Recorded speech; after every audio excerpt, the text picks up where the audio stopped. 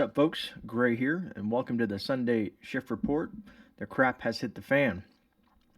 So we got a lot of things to go over this Sunday. I'm going to try to move through them relatively quickly. Again, most of the articles, or majority of the articles, will be linked down below in case you want to do a follow-up and kind of read these articles at your leisure, at your own time, because everything on this channel is basically my opinion and my opinion only. Other than that, thank you for joining me here on this Sunday premiere. I always appreciate you guys in here. You guys are awesome. I always appreciate mods and everybody else that kind of comes in here and helps keep this going. So looking forward to seeing you guys this afternoon. We got several things to kind of go over. Lots of things have happened over the week. Things are happening. Things are always fluid. Things are just consistently moving. And boy, do we have some stuff to go over. We have everything from a coronal mass ejection to the International Space Station having some issues with the whole Russia-Ukraine issue. Iran shooting rockets into Iraq near the U.S. Embassy. We got the Russia and China teaming up together to do some things in regards to the pipeline that they're setting up. The U.S. threatening, the U.S. NATO threatening China, U.S. and NATO threatening Russia a little bit more with possible nuclear detonations, and it's just insane. And I'm not saying that's going to happen. I'm just saying they're threatening each other with different things as things escalate further than they already are. What else do we have? Like I told you guys Thursday night, China has already warned the U.S. if any sanctions are placed on their country, it will be met with swift and severe consequences. And China does have a stranglehold on this country in regards to imports, like our medications and various other things.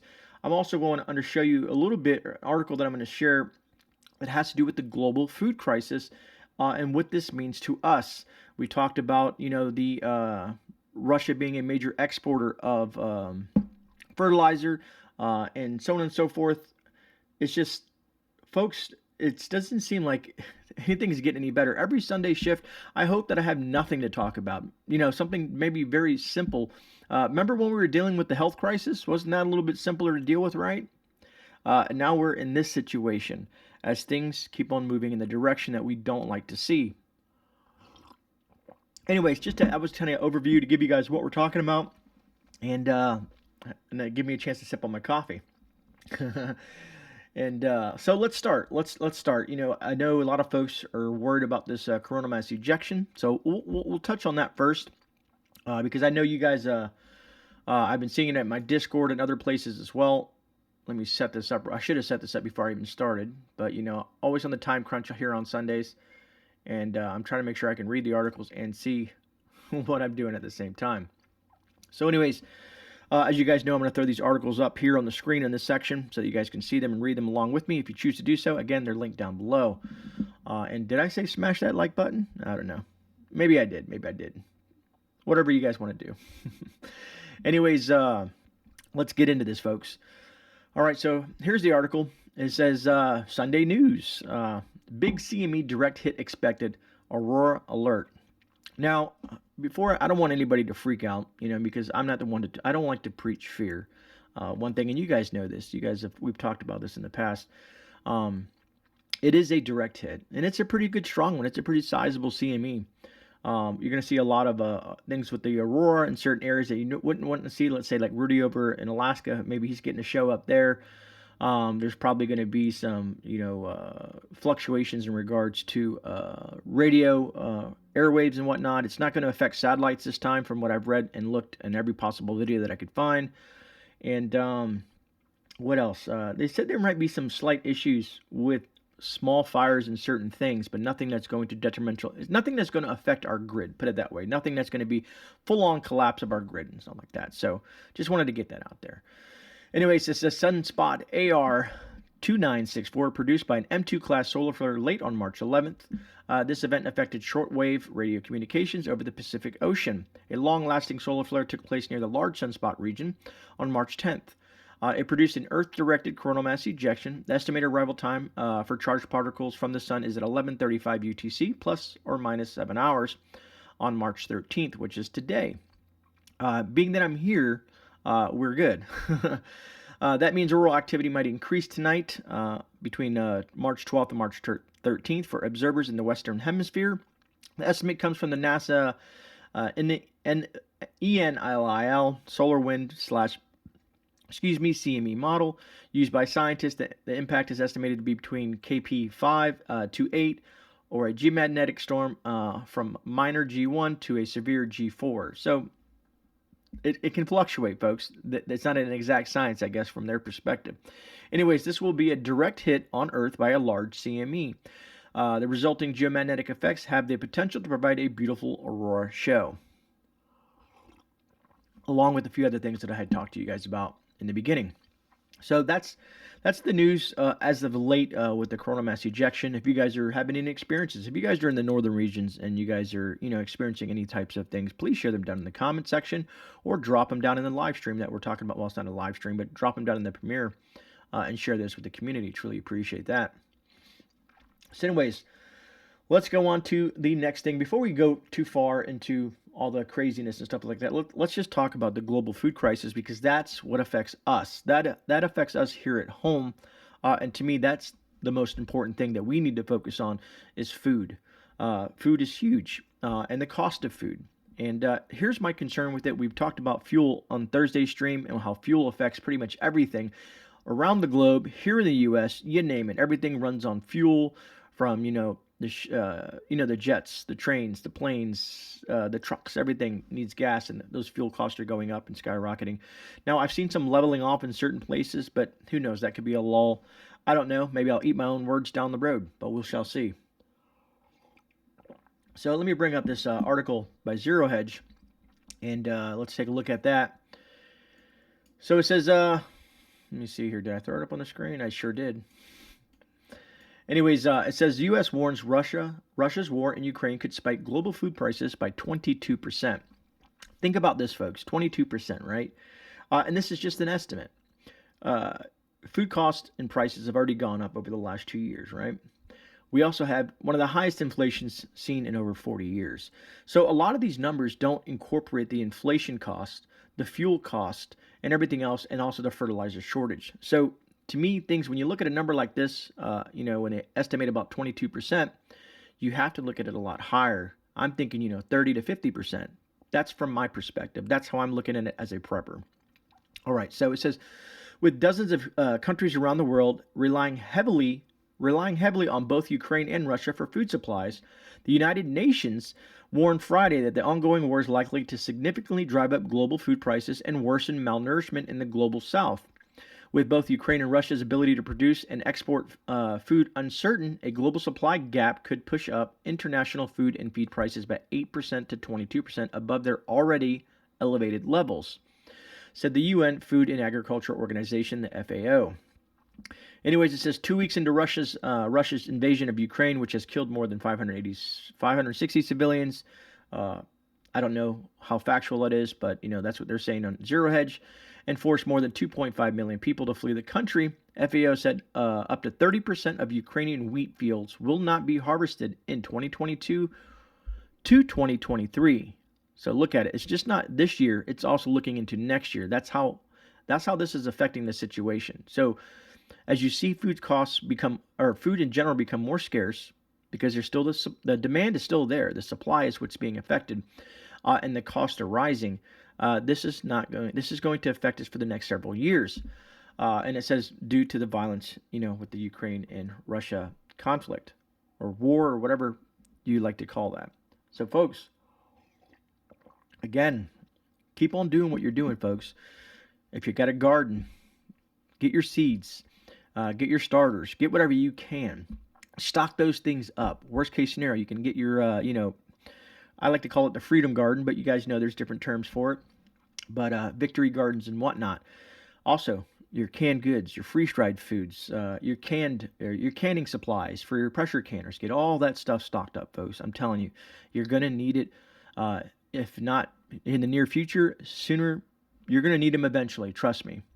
You don't have to go on my word. You could just watch what's unfolding in your own eyes. Anyways, and we've seen these shortages, and just imagine this: if it can take one more little thing in this puzzle to be removed. Or let's say like it's, you know what guys know what Jenga is, right? One more little piece gets pulled out. This whole supply chain could just collapse on itself. What would people do at that point? Imagine the starvation, the utter chaos, the violence, and everything that would follow suit. So very scary to think about when you take off the blinders and you look at the real world, what's transpiring, in society at this point. Anyways, folks, I just like to, just to bring that to your attention because that's huge. Yes, paying attention to the war in Ukraine and the Russia, paying attention to the Chinese, paying attention to, Iran and all the other stuff that's going on. Yes, be informed, stay informed, do your research, pay attention to it. But man, food, water, those key resources for you and your family to survive, to me, is what's more at stake than anything, as well as the US dollar. And we're going to talk about that as well. So I'm going to bring that up. Anyways, moving on from there, I guess before, let me see. I guess I can touch, no, I'll wait for them. I'm just trying to think of what to bring up next, right? I guess I should talk about it. Where is it at? I know where I have it here somewhere. Okay, let's bring up the US dollar, okay? And I talked about this 6 to 8 months ago. Russia and China over the last year have been dumping US currency and investing heavily into precious metals and other forms of currency. So let's take a look at this article here. So it says sanctions on Russia's central bank could undermine the US dollar for good. If central bank assets are no longer inviolate, if I said that right, inviolate, I'm not even going to try. You guys get it. Then countries, especially China, could finally be pushed into dumping reserve dollars and cutting dollar reliance for trade, finance, and banking. The best word to describe the U.S. initiated move to freeze assets of the Russian central bank as part of the welter of economic sanctions being leveled against the country is quite simply daft. And daft basically means ridiculous. It is a case of shooting yourself in the foot, a self-inflicted hobbling injury. So, again, when these politicians, like Corn Pop, like Putin, and all the other folks out there, these things that they do don't really affect them personally. It affects we the people. And sometimes I think they just don't care. No matter what side you're on, where you're at, and what country you're living in, government doesn't seem to ever really care about us. The people that live under their regime or their power or their government entity. That's just how I feel. Anyways, it says U.S. President Corn Pop and Secretary of State Anthony Blinken could not have done a better job of undermining the international role of the dollar, and therefore that of America's global economic prowess. If that had been their conscious objective. Basically questioning if that is that their objective. And sometimes I think it is, because every time you see they make a move, it puts us more into a more of a debt, more of a crisis, more of a supply issue. It just keeps on pushing us over the edge, over that precipice of a cliff. You know what I mean? It's just like I feel like they could fix it. They could do a lot better than what they're doing, at least. Anyways, it says, as Paul Sheard, research fellow at Harvard Kennedy School, Malabar, and I'm not going to try to explain other center in Cambridge, Massachusetts, told me, one can only wonder if the Fed and the Treasury were in the room or had their voices represented when these momentous decisions were taken. Psychologists are busy trying to determine whether there is a method of madness in Russian President Vladimir Putin's decision to invade Ukraine, but similar research should be applied to Corn Pop's decision to apply crippling sanctions to the in the currency and commodity markets. I almost slipped up there, folks. I would have get slapped for that one, huh?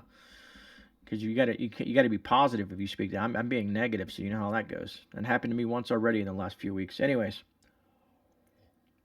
So what the U.S. is doing, what Putin is doing, what they're all doing, but specifically here in our country, they're putting the dollar at risk. All that hard-earned money, your 401ks, your Social Security checks, all that money you have in your bank and your savings, they're putting all that fiat currency at risk. That's why me personally, I invest in silver, tangible silver in my hand, and gold. I know some folks can't. So invest in food, invest in those type of commodities, things that because you can't eat gold, you can't eat silver. I understand that, but technically you can use stuff like silver and gold to purchase commodities like food and necessities and things that you need. So when people say you can't eat gold, technically you can't eat it physically, but you can use it to buy things that you may need, especially if the dollar collapses on itself and becomes pretty much worthless. They're trying to push us into a electronic type of system, a digital dollar. You know what I mean? And you already see the Feds coming down. They're creating these groups. The FBI created a group for cryptocurrency, and they're moving forward with that. And you've heard Corn Pop discuss it. So they're coming after cryptocurrency as well. So I like having something tangible that's been used for thousands of years, precious metals, or things that you can barter with, like food, water, medical, beans and bullets, and all that fun stuff like that. But anyways, folks, it is a serious thing, and I'm just trying to keep what's the word I'm looking for? I'm trying to keep a positive feel to this, because I don't want people to walk away every Sunday like just depressed, because it's that overwhelming feeling, and I feel like I need to do a video, just an upbeat video here soon, if not this week. Anyways, real quick, let's touch on the space station. There's a couple things with the space station. You guys have heard of the astronaut that the Russians are talking about possibly stranding due to U.S. sanctions on their country. And also, Russia has a major role in our space station, the ISS. So let's kind of look at that real quick. Where do we want to go with? I think let's go with this one. I have two articles, and they both kind of say the same. I just didn't know which one to use, so I just put them both up. Anyways, Russia warns sanctions could cause International Space Station to crash. The Ukraine war, according to Russian Space Agency's chief, the sanctions could disrupt the operation of Russian vessel servicing the International Space Station. The Soyuz, I think that's how they pronounce it. Anyways, it says Moscow, Western sanctions against Russia could cause the International Space Station to crash.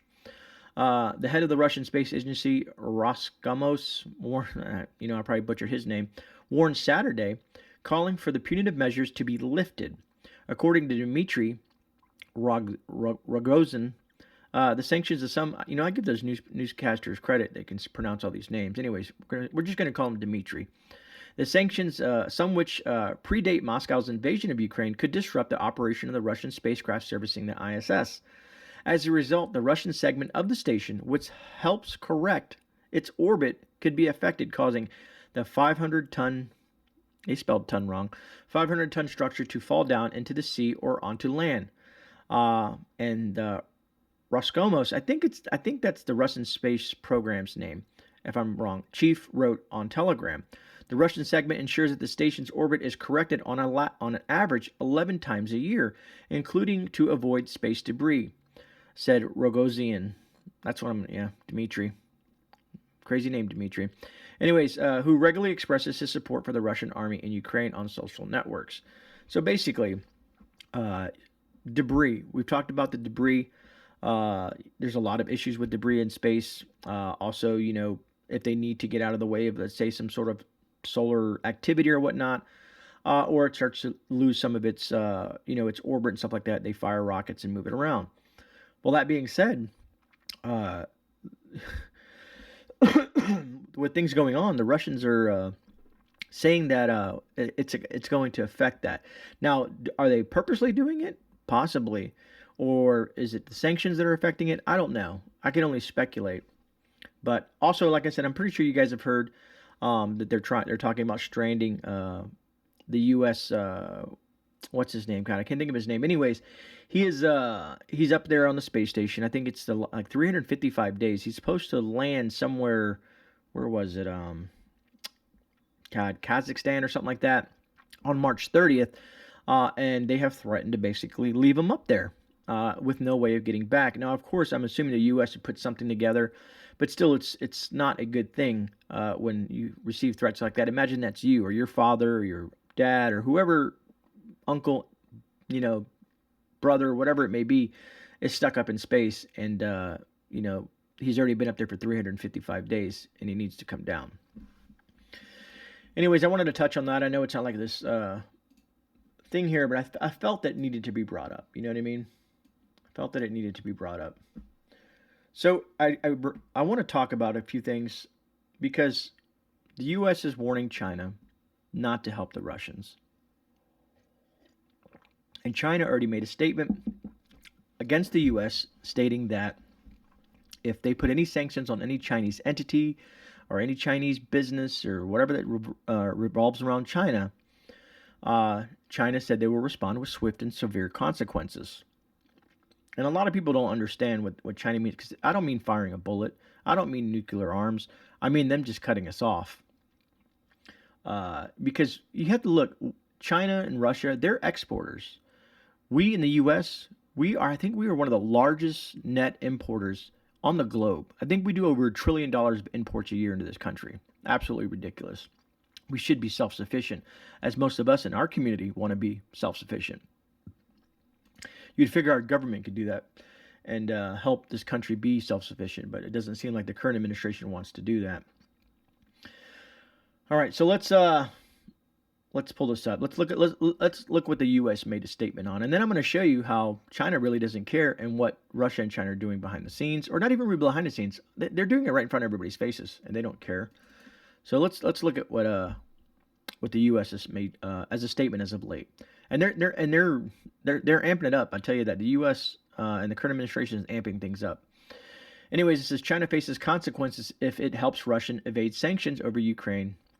According to Sullivan, Washington, March 13th, Reuters, U.S. National Security Advisor Jake Sullivan, who is due to meet with China's top diplomat Yang Jiechi, I don't even know how to say his name either, in Rome on Monday, warned Beijing that it would absolutely face consequences if it helps Moscow evade sweeping sanctions over the war in Ukraine.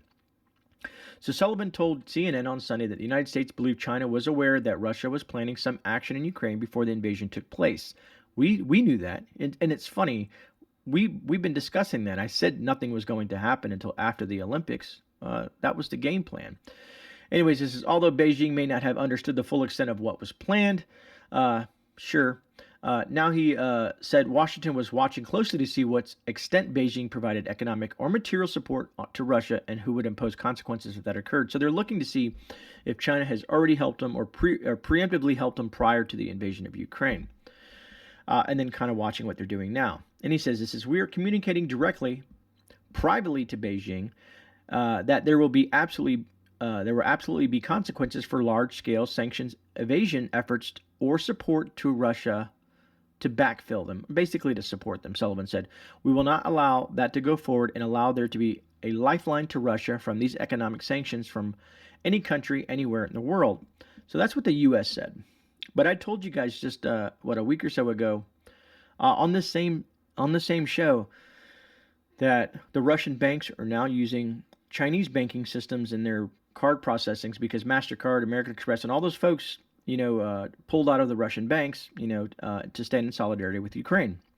And then the Chinese card processing companies and banks started working with Russia and setting them up so that the people of Russia and other folks can still use their money. However they prefer to use it. So they're giving them whatever replacement debit cards or credit cards or whatever it may be. I forget the name of it. I know I brought it up not too long ago and kind of went over that article. You can always catch the Sunday Shift Reports are in their own playlist. So you can run through those Sunday Shift Reports and look for ones that you might want to see. I always tell everybody, check out the playlist. There's lots of information down there. So anyways, that's what the U.S. told Russia, right? Well, from my understanding, it doesn't matter because where is it? Let's throw this one up. And this is why I think it's funny. And it's not funny, but it's funny the aspect that the U.S. says this, but the current administration. Look at what happened in Afghanistan. Look what's going on in Ukraine. The whole MiG-29 thing and all the other. Anyways, I don't want to turn this into a 2-hour-long premiere. Anyways, it says China turns to Russian gas to curb dependence on Quad members. Quad members are just different countries that support China in regards to where they get their gas at. Anyways, this was dated as of yesterday. It says Beijing is eager to no longer depend on geopolitical rivals like the U.S. and Australia for natural gas. China is forging ahead with new pipeline projects to boost imports from Russia. So what is that? What in this small, simple article, what does that say? That Russia and China are working together to help each other. China is offering an out for the Russian banks, and Russia is offering China natural gas to get a dependency off the U.S. and America. So that being said, China and Russia are definitely 100% working together, no matter what the propaganda from any country or any news media outlet is saying. It's that simple. It's as what do they call it? As simple as black and white, right here. Anyways, like I said, this back and forth thing with all these threats, eventually something's going to give, and that's what scares me the most. Someone is going to act upon these threats, be it China, be it Russia, be it the US, be it NATO. Who knows? I doubt NATO would. They're like the weakest link. But anyways, moving past that. And also, it's funny how so Israel, you guys are familiar with Israel, right? The reason I bring up Israel is because of what happened from the Iranian missiles and all that stuff like that happened. And I'm going to show that here in a minute. But Israel's kind of like a mediator or whatnot between Russia and Ukraine, or supposedly, right? And I guess Zelensky's a little bit upset, which is the president of Ukraine, but Israel is a ally of us, is a United States ally. But I don't know. Check out the article and let me know what you think. It says tensions rise between Ukraine and Israel after Zelensky reportedly told to surrender. So they're saying that Israel told Zelensky to surrender. Now, I've heard things that they really didn't say that, but how do we, the citizens, really know what's being said sometimes, other than the research that we do and the articles that we read, that we have to give some faith to or give some sort of credit to, that we're hoping that what we're reading is correct. Anyways, this is on Zero Hedge. It says a bizarre diplomatic back and forth between Ukraine and Israel erupted this past week after a top aide to President Volodymyr Zelensky told the media that Israel's Prime Minister Naftali Bennett urged Kiev to accept Putin's proposal for ending the war, effectively surrendering. Bennett is basically telling us to surrender, and we have no intention of doing that, the unnamed senior Ukrainian official told Axios in the wake of the report. The Israeli Prime Minister office issued a vehement denial of the claim, saying that it didn't happen and he didn't say it. According to Axios, Zelensky and his advisors were angry over the alleged recommendation from Bennett, which may have led to a leaking the exchange to the press. So basically, they were trying to do this in private. Someone got pissed and decided to leak this information to get some sort of some sort of help from some other folks, be it NATO, be it the US, be it whoever. And they wanted to show that, hey, this is what's going on between Israel and us here in the Ukraine and whatnot. Anyways, Kiev says Bennett had initiated the Tuesday call wherein the advice was given. Now, of course, Israel saying, no, we didn't say that. Zelensky saying, yes, you did. And Zelensky's already made this statement. I think, do I have it here? I think I do have, I might bring it up. But Zelensky's already told everybody that NATO's weak, that the U.S. is weak, basically Corn Pop is weak. The administration, not us citizens, we are far from weak, I'll tell you that. Don't ever put boots on the ground in this country. You'll be met with hellfire and brimstone, to say the least. You think our military, you haven't seen the citizens in action. Anyways, that's just my perspective. If we ever had a foreign, incursion here on U.S. soil, especially like in Texas and Florida and some of the other states out there, Arkansas, Missouri, and some of these other places, West Virginia, it wouldn't be nice. They would not.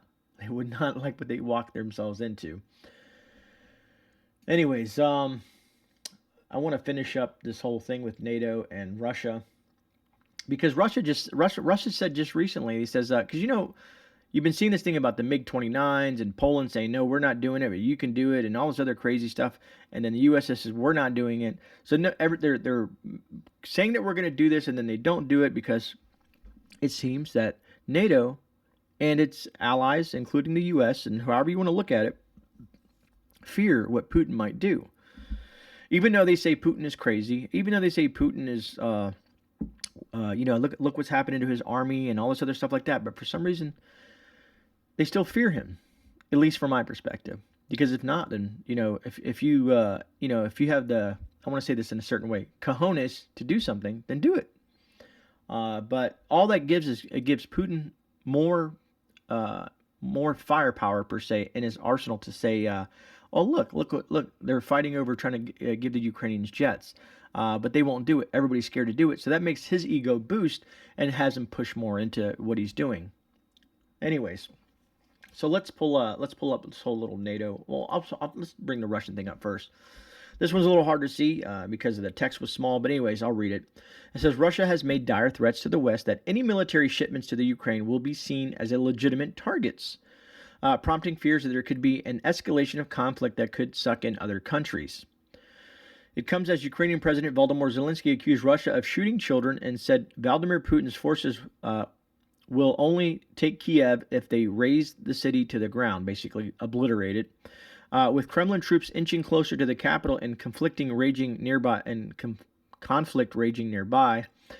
today, endangering attempted evacuations. Deputy Foreign Minister Sergei, I can't even say Sergei's last name. How these names are driving me nuts. Warned that the U.S. That pumping weapons from a number of countries it orchestrates isn't just a dangerous move; it's an action that makes those convoys legitimate targets. After Corn Pop personally intervened to stop the shipment of Polish MiG fighters jets to Kiev, fearing the move could lead to World War III. So basically, Putin is saying, send them over.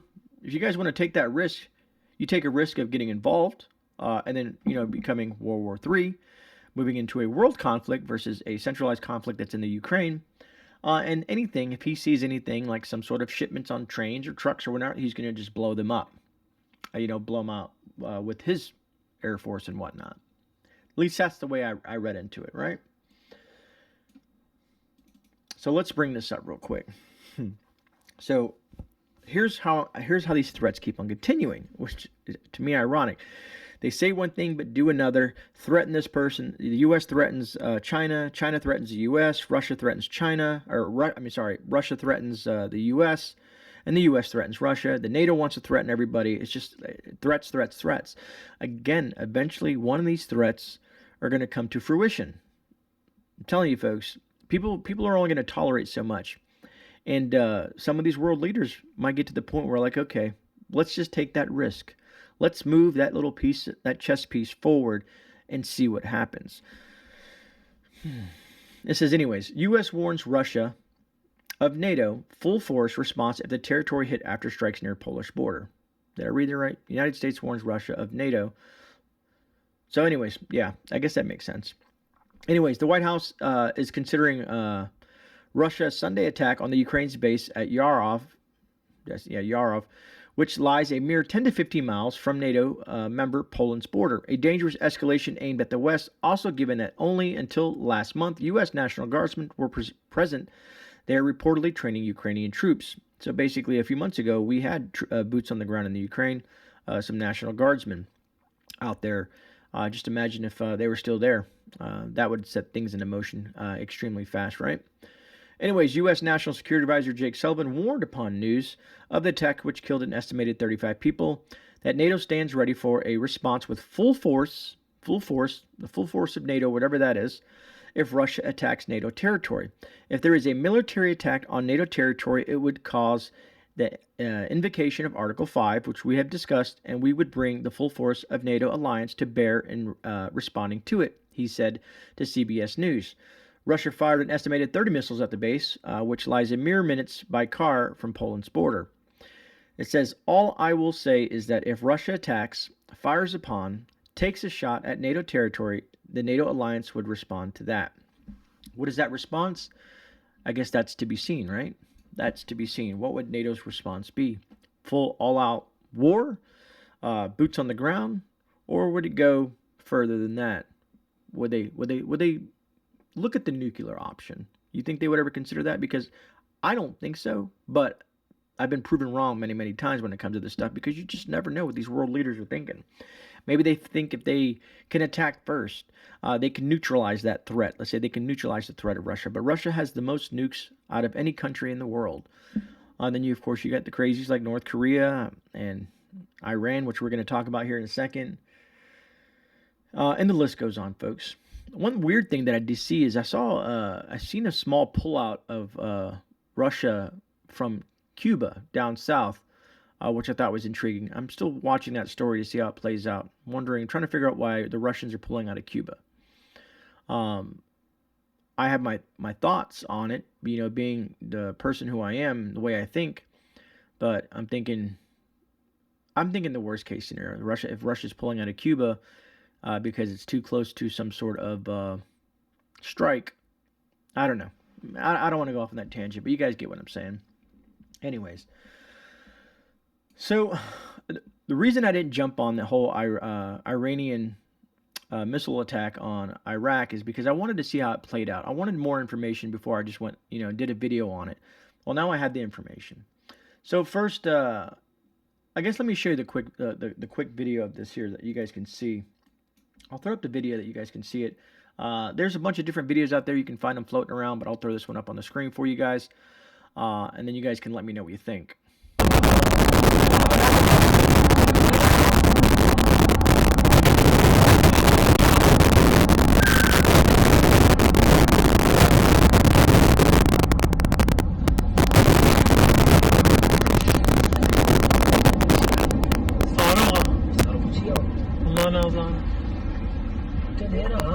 So yeah, that was pretty intriguing, and to say the least.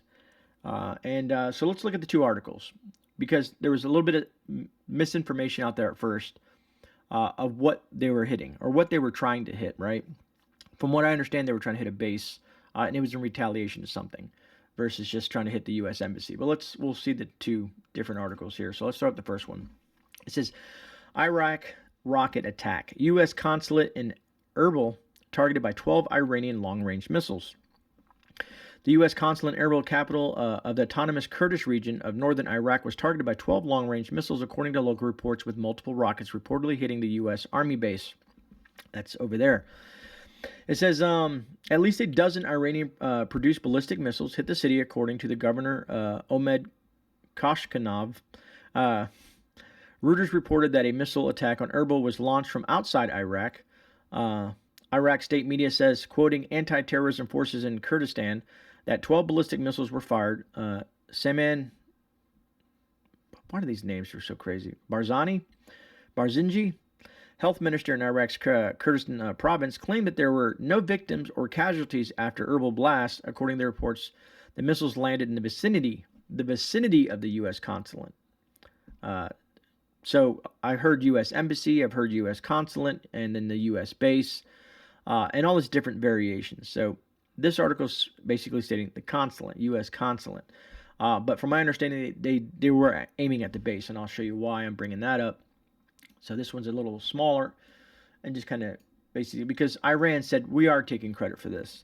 Iran said, basically, we're going to take credit for this because we did it. It says, Iran takes responsibility for missiles fired near U.S. consulate in Iraq. It says Iran claimed the missile strike was in retaliation for an Israeli strike that killed 2 members of the Iranian Revolutionary Guard in Syria.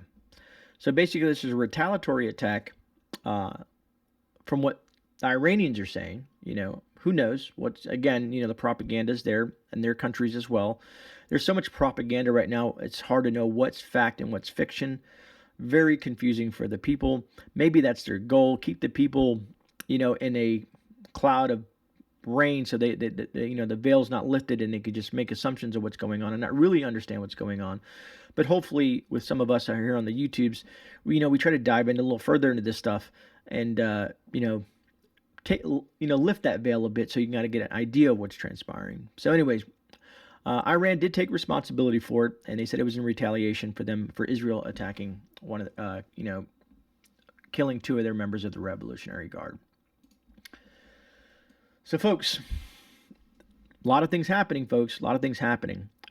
Again, my follow-up and to end of this shift report, stack it to the rafters. Keep on doing what you're doing, folks. Getting your guarding skills. Start getting books, tangible books. If you can't afford, get silver. That being said, for you folks that have lasted this long, I'm going to give you a little hint. I'm going to do a whole video on it, possibly. But remember, Grey's going to be giving 1 pound of silver away as soon as we hit 20K. That's going to be 16 American silver eagles. 16 people are going to win 1 ounce. 1 pound total, 16 American Silver Eagle is going to be going out to those winners as soon as we hit 20K. So if you want, share this in your social media. Share this to other content creators. Share it to anybody you want that Grey is going to be giving 1 pound of silver, 16 American Silver Eagles. I just wanted to throw that in there. Anyways, look, folks, like I said, food, water, medical supplies, books, silver, seeds, get everything going, man. Worst case scenario, things pan out and they get a little bit better. But there's always a crisis around every corner. So stay prepared, folks. Stay prepared because you just never know what tomorrow's going to bring. Be it something as simple as tornadoes, hurricanes, ice storms, blizzards, and the list goes on. Droughts, supply chains, health crisis. There's just always something that may pop up. So please stay prepared for not only yourself, but you and your family. Just think about your children if you have children or your loved ones, things like that. Other than that, this is the end of the Sunday Shift Report. Truly appreciate that. If you haven't hit that thumbs up button, please do. Truly appreciate that, especially if you got any value out of this. And look forward to seeing you guys here this week. I got my live on Tuesday, and I have a live on Thursday. And then I'll be dropping some videos as long as the weather permits. If you guys haven't seen that video where I got soaked in the rain, that's what happens in the life of a YouTuber. Anyways, folks, God bless. Stay safe. This is GreyMan. I'm out. I'll see you guys on the rebound.